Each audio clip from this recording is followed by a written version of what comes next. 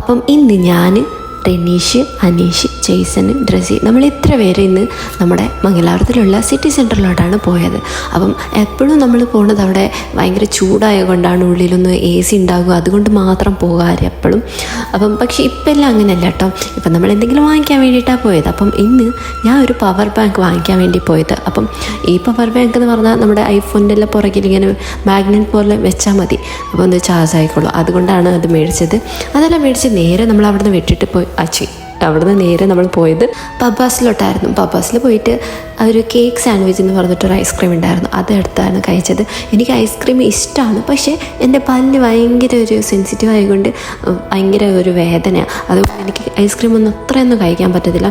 പക്ഷേ ഇവരെല്ലാവരും വന്നിട്ട് വെറൈറ്റി ഐസ്ക്രീം എല്ലാം എടുത്തിട്ട് എല്ലാം കഴിച്ചായിരുന്നു.